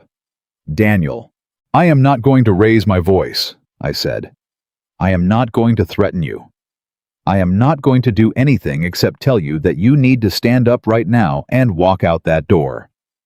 Because in approximately 12 hours, a financial crimes investigator is going to file a formal complaint with the Allegheny County District Attorney's Office, and everything that happens after that point is between you and the legal system. He stared at me. What I suggest you do with those 12 hours, I said, is talk to your wife. Tell her the truth, the whole truth. Whatever version of it you told her was clearly not complete, and she deserves to hear what you actually did before she hears it from someone else. I paused. She's still my daughter. Whatever you did, she is still my daughter, and she is going to need to understand what happened. Ryan stood up. He looked in that moment genuinely young. Not in a sympathetic way. In the way of someone who has played a game at a level above his ability and is only now fully understanding what that means. I'm sorry, he said. Don't. I said. Please. He left. I sat at the table, and I listened to his car back out of the driveway and pull away. And then I sat in the quiet for a long time. Then I called Marcus. He confessed, I said. Not fully. He claimed it was a loan. He admitted Emily knew some of it. He admitted the debt, the plan, the timeline. It's on the recording. All of it, I said. A pause. Daniel, Marcus said. We've got him. I put the phone down on the table. I looked at Elizabeth's chair across from me, the chair Ryan had been sitting in 20 minutes ago, the chair with the small indentation in the left armrest from 30 years of her elbow resting there. I got him, I said quietly. To her, to the chair, to the kitchen that still smelled faintly like the coffee she used to make every morning. We got him. My phone buzzed. A text from Emily. 4 words. Ryan just told me. I stared at the screen. Then another text. Can I come over? I sat there for a long moment with my phone in my hand and my wife's absence filling the room around me, and I thought about what Elizabeth had written. Your daughter loves you. I believe that with everything I have. I typed back 1 word. Yes. She was there in 20 minutes.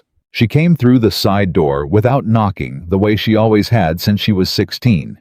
And she came into the kitchen, and she stood in the doorway, and she looked at me, and her face was, I don't have the right word for it. Destroyed isn't right. Cracked open is closer. Like something that had been held under tremendous pressure had finally been given permission to release. Dad, she said. Her voice broke on the word. Come here, I said. She crossed the room and she sat down in the chair, her mother's chair, the chair she'd sat in her whole life, and I reached across the table, and I took her hands the way Elizabeth used to take mine when she knew I needed grounding, and Emily bent over them and wept. Not prettily, not quietly. The way you cry when you have been holding something for months that was too heavy to hold, and you have finally been given permission to put it down. I sat with her, and I didn't speak, and I didn't judge. When she finally got hold of herself enough to look up at me, her eyes were red and her face was a mess, and she looked like she was 12 years old. I didn't know it was stolen, she said. I swear to you, Dad, he told me it was a loan. He said you'd offered to help us, and that it was arranged and that he was managing the paperwork. And you believed him, I said. He was my husband, she said. I believed him. She started crying again. He said Mom knew, she said. He told me in October he said Mom knew about the arrangement and was okay with it. And then I found out Mom was recording conversations, and I started to wonder, and I asked him, and he said I was being paranoid, that I was stressed from the grief. Emily, I said. She stopped. Look at me, I said. She did. Your mother spent her last months making sure I would be okay. She knew something was wrong and she was sick, and she still built a case because she loved me and she was not going to leave me unprotected. I squeezed her hands. She also wrote that she wasn't sure how much you knew, that she believed you loved me, and she was right about that. She was always right. Emily's chin was trembling. I should have asked more questions, she said. Yes, I said. You should have. I didn't soften it. She needed to hear it. Elizabeth would have said the same thing with more kindness and the same directness.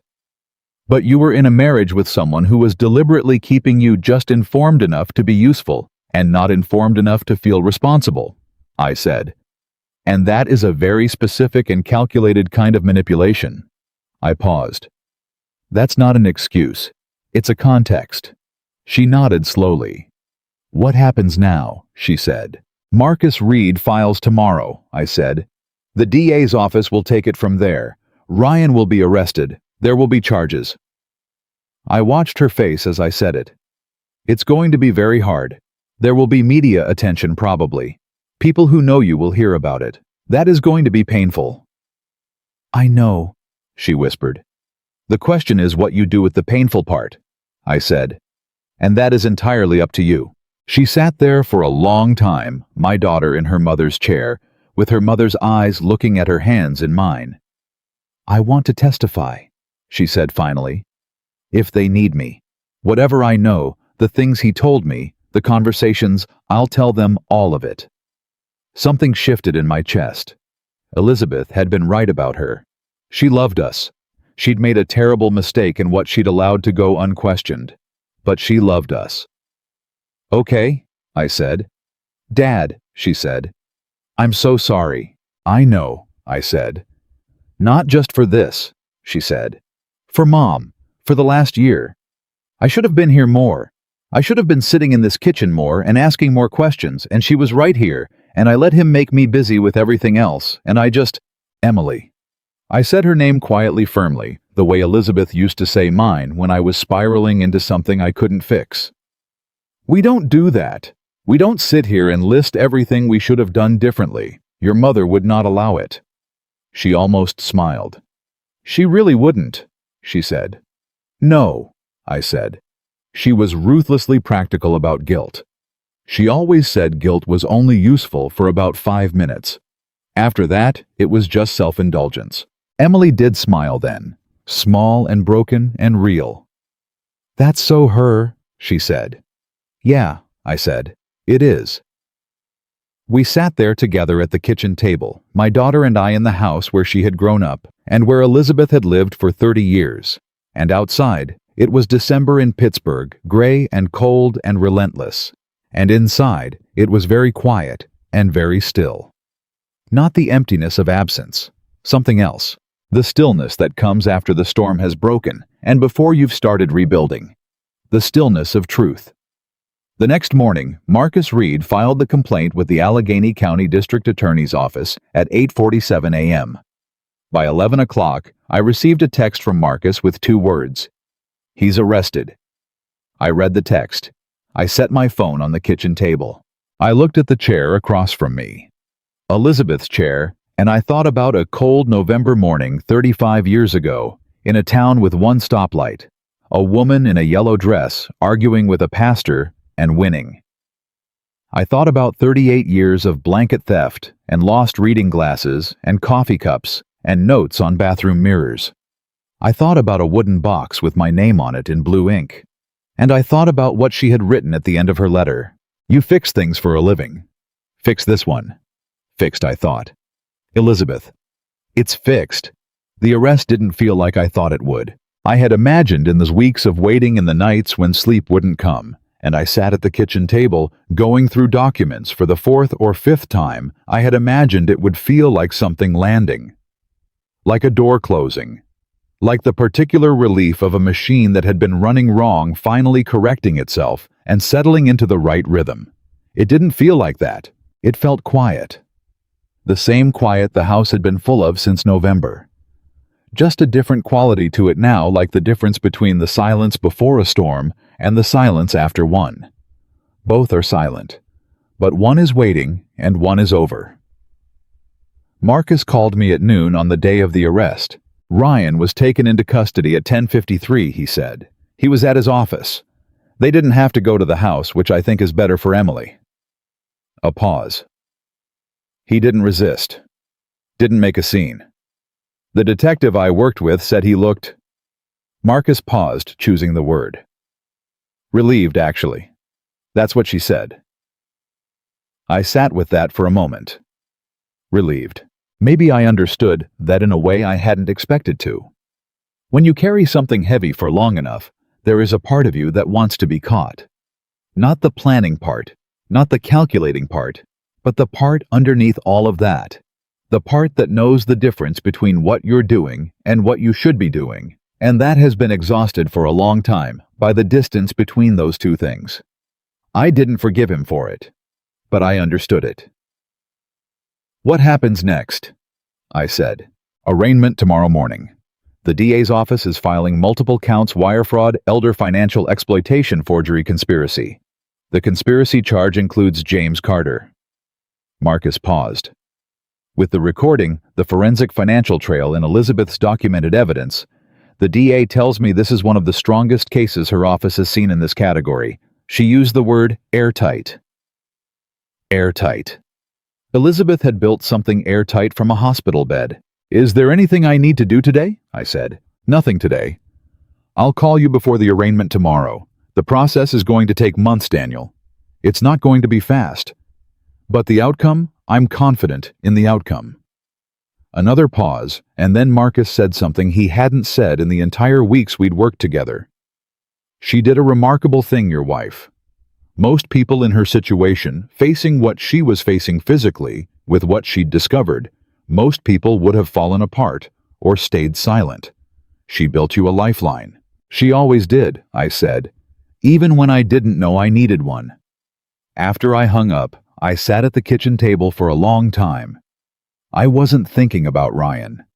I wasn't thinking about the charges or the arraignment or the months of legal process that were waiting ahead. I was thinking about April. The Easter dinner. Elizabeth in the kitchen, after the meal, clearing up, moving Ryan's briefcase to make room, and the folder slipping out. The moment she saw our names on the tab. She was already sick when that happened. Already in treatment. Already in the machinery of a disease that was slowly, and then all at once, taking everything. And she had looked at that folder, and she had made a decision. Not out of anger, not out of vengeance, out of love. The specific, practical, determined love of a woman who had spent 38 years solving problems and was not even at the end going to stop. I picked up my phone. I called Emily. She answered on the first ring. "Dad," she said. Her voice was tight and careful, the way it had been for the last 24 hours, like she was holding herself very still to keep from breaking again. "He's been arrested," I said. "I wanted you to hear it from me before you saw it anywhere else." A silence. "Okay," she said. Just that, okay. I heard everything she couldn't say inside it. The grief, the humiliation, the relief, the shame. The specific devastation of loving someone and discovering that the love was a room with walls you never saw coming. "Emily," I said, "do you have someone with you?" "My friend Carla is here," she said. "She came over this morning when I called her." "Good," I said. "Stay with people you trust. And Emily, the DA's office is going to want to talk to you. When that call comes, answer it. Tell them everything you know. Every conversation, everything Ryan told you, every piece of this you were aware of. Don't protect him. Don't leave anything out." "I won't," she said. "And come for dinner Sunday," I said. "If you want?" A pause that was different from the others. Softer. "Yeah," she said. "I want?" "Okay," I said. "Sunday." I put the phone down. Outside, it was the gray that December does in Pennsylvania. The kind of cold that asks nothing of you except to endure it. Inside it was warm. The furnace was running, the one I had serviced in October, because Elizabeth always said we waited too long to service the furnace, and she was always right. I had done it alone for the first time. Paid the bill. Noted it in the household folder the way she'd always noted it. That was one of the 10,000 small things. The ongoing accounting of a life that had been built for two people and now had to be renegotiated for one. The things I kept discovering every day that Elizabeth had always handled, and that I now handled alone, and that each time in their small, ordinary way, broke something open in me and then closed it again like a wound that was healing but hadn't forgotten it was hurt. But I was doing them. That was the thing. I was doing them. The arraignment was the following morning. I didn't attend. Marcus told me I didn't need to, and that it was better for my mental health to let the legal machinery do what it was designed to do without me sitting in a room watching Ryan Carter's face while his charges were read aloud. I agreed with him. There were things I needed to be present for and things I didn't, and I was getting better at knowing the difference. Ryan entered a not guilty plea. Marcus had told me he would. "They always do at arraignment," he said. "It doesn't mean anything yet." What it meant was that we were going to trial unless Ryan's attorney found a reason to recommend a plea deal, which Marcus told me was possible and perhaps likely given the strength of the forensic evidence. I said I didn't care which way it went, as long as the truth was on record. Marcus said the truth was already on record. He was right. Elizabeth had made sure of that. 3 days after the arraignment, Jonathan Pierce called me. "I want to take you to lunch," he said. "When you're ready. No agenda. I just want to sit across from you and eat a sandwich." "Today works," I said. We met at a diner on the north side of Pittsburgh that Jonathan had apparently been going to since he was a young attorney before he transitioned into business and built an empire. It was a plain, honest place, the kind with laminate counters and coffee that came in a ceramic mug and pie rotating in a glass case by the register.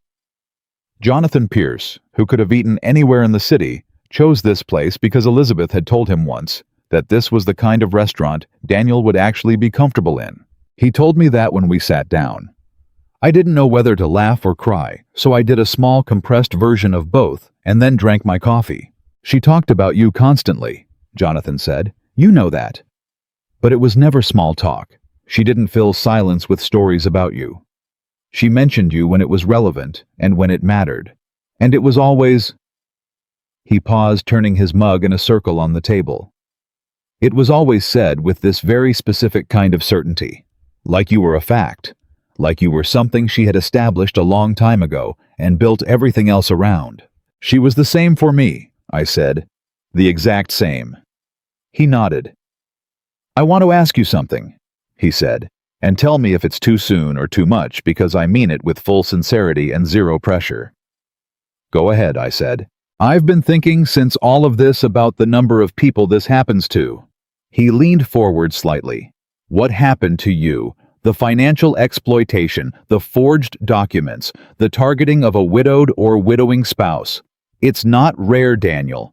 It's shockingly common and shockingly underreported because the people it happens to are often the people least equipped to navigate the legal system alone. Older people, grieving people, people who trust because they were raised to trust."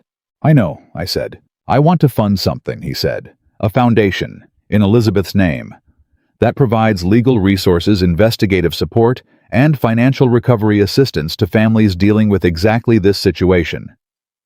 He held up a hand before I could respond. "I have the infrastructure. I have the attorneys. I have the financial forensics team. I have the relationships with DA's offices in 3 counties. What I don't have is the right name on it." He looked at me steadily. "Her name on it means something, Daniel. It means something real." I looked at him across the diner table. I thought about Elizabeth sitting in this kind of restaurant, in this kind of booth, ordering coffee with both hands around the mug, reading the menu, even though she always ordered the same thing. "What would it do?" I said. "Specifically, families who can't afford a Marcus Reed," Jonathan said. "Families where the exploitation is happening, but there's no Jonathan Pierce to hand over a box full of evidence. Families where the grieving spouse signs the wrong documents because nobody told them what to look for." He paused. "We become that resource, free of charge, accessible, named for a woman who, even when she was dying, refused to let someone she loved be unprotected." The diner was busy around us. Coffee cups and conversations and the sound of plates. Ordinary life continuing in its ordinary way. "Yes," I said. Jonathan looked at me. "Yes," I said again. "Let's do it." He nodded slowly, and something in his expression settled. Like he had been carrying this idea and waiting to see if I was the right person to carry it with him, and now he knew. "I'll have the attorneys draw up the charter," he said. "I'd like you involved in the board, your name alongside hers." "My name isn't going to mean anything to anybody," I said. "It means something to me," he said. And it meant everything to her. We ate our sandwiches. We talked about Elizabeth the way you talk about someone you both loved when enough time has passed that the love is louder than the loss, which is not very much time at all, I'm discovering, if you let yourself do it. Jonathan told me a story I had never heard. About a morning 2 years ago when a board meeting had gone catastrophically wrong. A major investor had withdrawn a deal, had collapsed, the kind of morning that in corporate environments apparently causes grown men to lose their composure entirely. Jonathan had been holding it together until he walked past Elizabeth's desk and she had looked up at him and said without preamble, "Jonathan, go get a glass of water.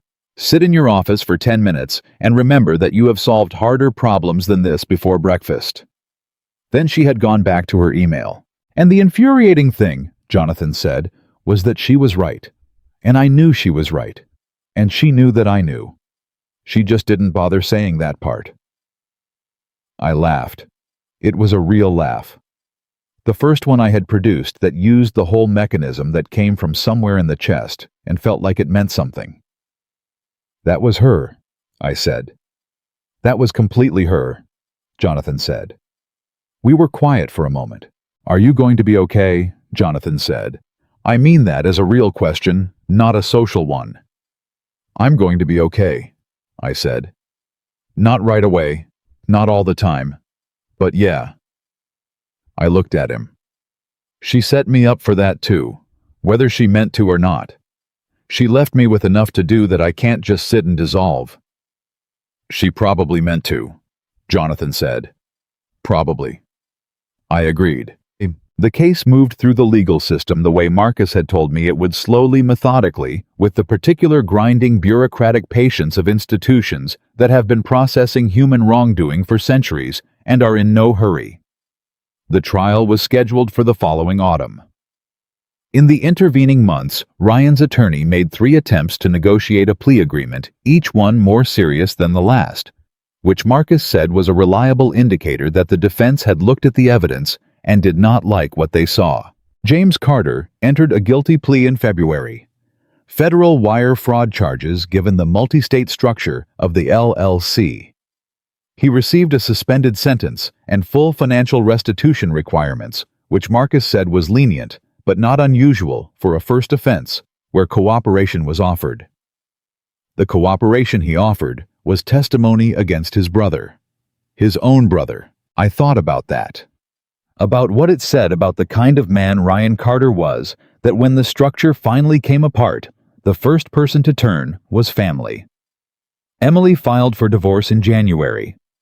She came and told me in person, sitting at the kitchen table, and she was calm in the way you are calm when a decision has been made that was right and was also devastating, and you've accepted both of those things simultaneously. "I keep thinking I should feel more complicated about it," she said.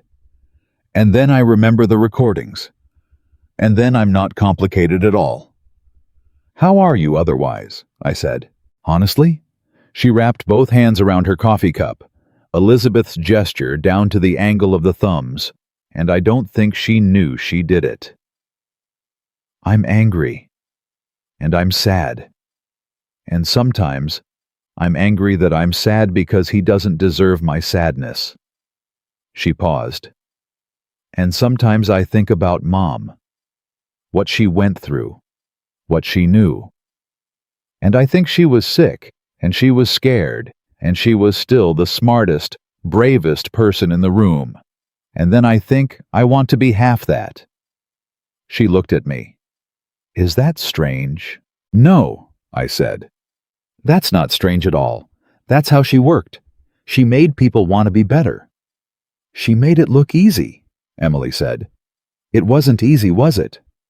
"Nothing about her was easy," I said. "Everything about her was worth it." Emily nodded slowly. "I want to help," she said. "With the foundation. Whatever you and Jonathan are building, I want to be part of it. I want to do something that means something, something she would have recognized." I looked at my daughter, Elizabeth's eyes, Elizabeth's stubbornness, Elizabeth's way of arriving at the decision that needed to be made and stating it cleanly without drama, as if there had never been any other option. I think she would have had something to say about that, I said. What? She would have said? I paused, hearing Elizabeth's voice in my head so clearly it almost had physical weight. She would have said, "About time." Emily laughed, and it was Elizabeth's laugh, the one that starts quiet and then takes over the room, and it hit me in the center of my chest, like something had opened up, not painfully, but the way a window opens and lets in air you didn't know you needed. The trial happened in October, 11 months after Elizabeth's funeral. I will not pretend it was easy to sit in that room. I will not pretend that watching Ryan Carter in a suit at the defense table, thinner, quieter, the performance finally off, did not cost me something. It did. Everything about it cost me something. The testimony cost me. Hearing the recordings played in open court, Elizabeth's voice in that room, steady and careful and afraid underneath the steadiness that nearly undid me completely. Marcus was sitting behind me in the gallery. He put his hand on my shoulder at that moment without a word, and I pressed my foot into the floor, and I held. Emily testified on the second day of trial. She sat in that witness box, and she looked at the prosecutor, and she told the truth, all of it. Every conversation, everything Ryan had told her, every moment she had chosen to believe him. When something in her had been asking questions, she didn't let herself finish. She did not minimize her own role. She did not protect herself. She sat there with her mother's eyes and her mother's composure, and she told the whole story without flinching. I have never been prouder of her in my life. Ryan's attorney tried on cross-examination to suggest that Emily had been a knowing participant, that the line between victim and co-conspirator was blurry. Emily looked at the attorney and said in a voice that did not waver, "I was told by my husband that the money was a loan my father had offered. I did not know it was taken without consent. I did not know documents were forged. And if I had known, I would have gone to my mother immediately. Because my mother was the most honest person I knew, and I was raised to understand that honesty is not optional." The attorney had nothing to follow that with. Ryan Carter was convicted on all counts: wire fraud, elder financial exploitation, conspiracy, forgery. The verdict came in on a Thursday afternoon. Marcus called me within 3 minutes of the announcement. I was at home at the kitchen table because I had not been able to sit in that room while the jury read it out. I had needed to be home, needed to be in the space where Elizabeth had been. "Guilty on all counts," Marcus said. I closed my eyes. "Sentencing is in 6 weeks," he said. "The DA is recommending 8 to 12 years, given the premeditation, the exploitation of a dying spouse, and the multi-person conspiracy structure. Judge Harrison has a history of maximum sentencing in elder exploitation cases." "And the financial recovery," I said. "Full restitution has been ordered as part of the conviction. The money will come back. Not immediately, these things take time, but it will come back." "Thank you, Marcus," I said, "for everything." "Daniel," he said, "thank Elizabeth. I just followed the trail she laid."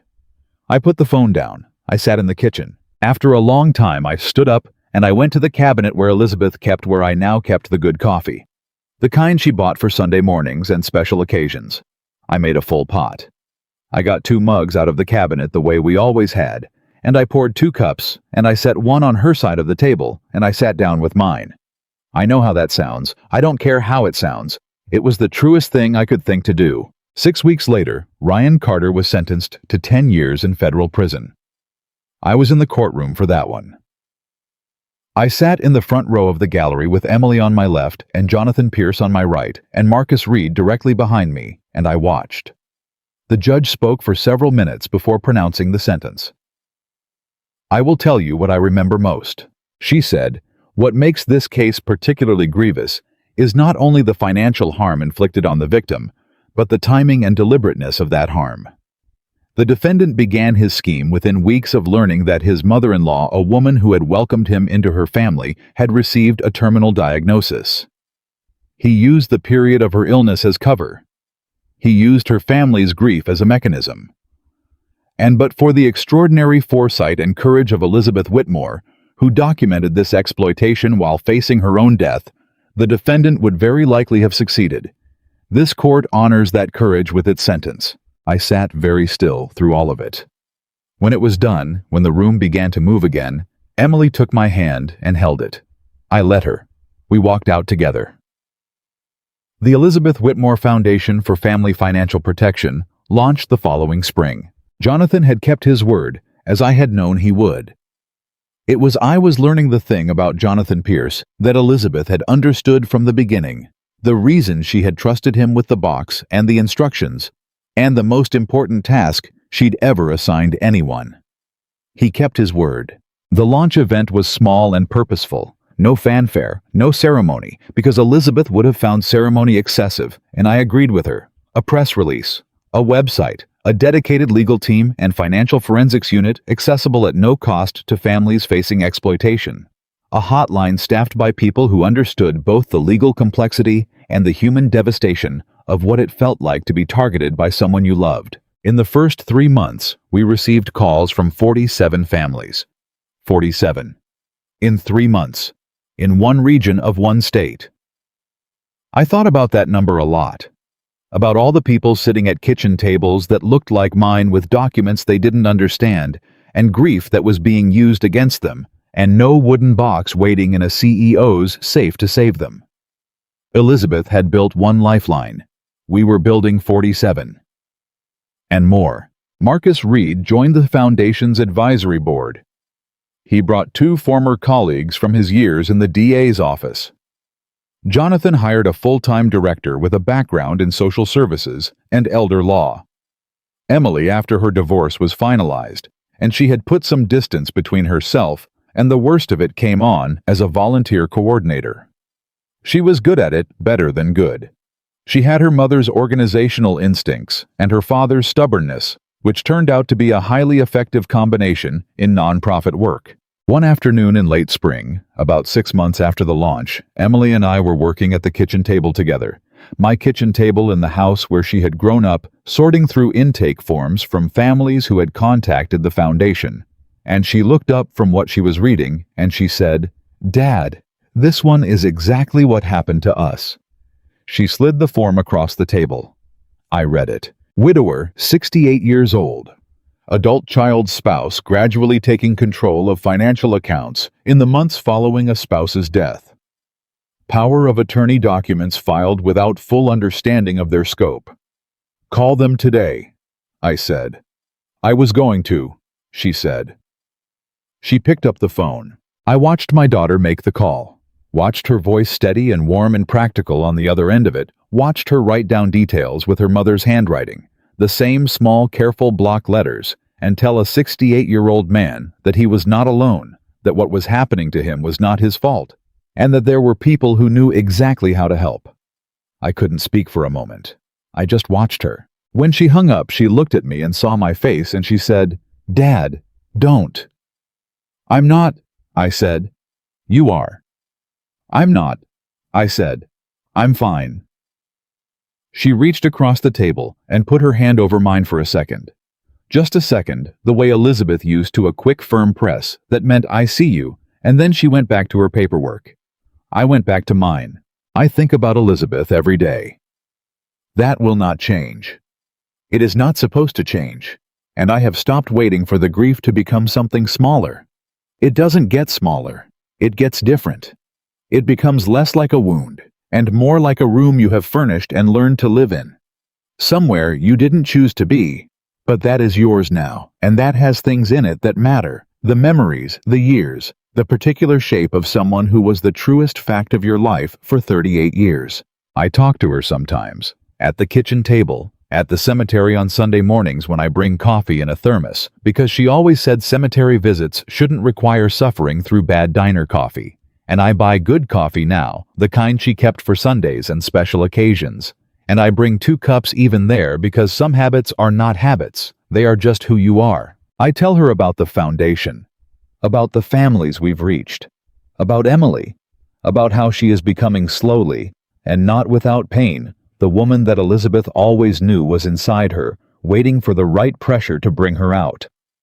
I tell her about Jonathan, who has become one of my closest friends, in a way that I would not have predicted, And that feels like one of the stranger gifts of the worst year of my life. I tell her about Marcus, who sent me a Christmas card last year with a handwritten note that said, "Only she picked the right man to protect." I tell her I'm okay. Because I am. Not the way I was before she got sick, that Daniel Whitmore is not coming back, and I have made my peace with that.